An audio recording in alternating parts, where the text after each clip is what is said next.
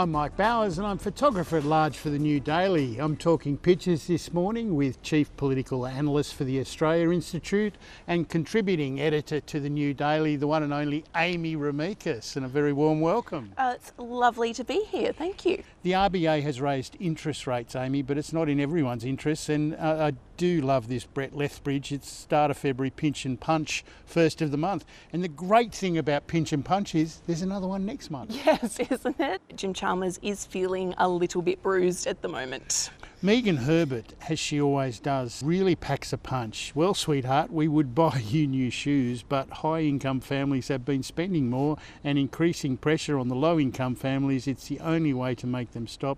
Cheer up, it's good for the economy. That's the real pain behind all of this. And when you look at the data, all of this was happening because of data centres and also, big overseas on big holiday trips in December, which is not something that families like this are experiencing.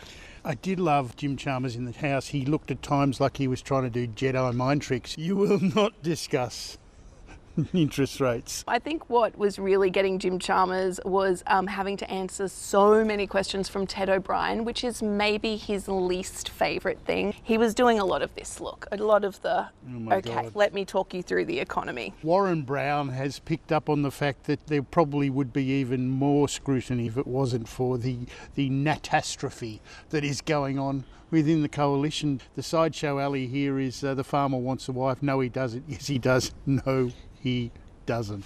Look, I think the interest rates did get quite a lot of scrutiny. I just think that it wasn't coming from within the parliament. There may be challenging times ahead for the Liberals, but Susan Lee is still life of the party. Look, she is nominally still the leader. I don't know who organises the seating, but placing David Littleproud when he moved from the front bench to the back right behind Angus Taylor was just delicious. Just the empty shadow front bench. There's no one on the hook anymore. No, and there's quite a few people on the hook, but nobody on the actual hook of the front bench. Of the front bench. Andrew Hastie took a copy of Sun Tzu's The Art of War. Nothing says like I'm moving on with my life than, going back to a Chinese general's way of explaining war to the people who do not understand war.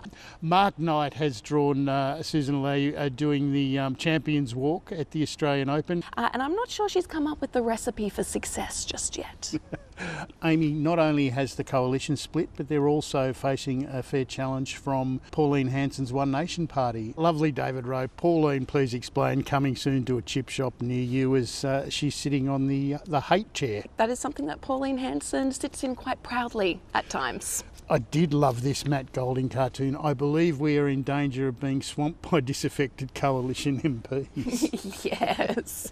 So I believe that was also one of the points that Tony Burke was making as leader of the House when he was telling those on the crossbench to be careful what they wish for.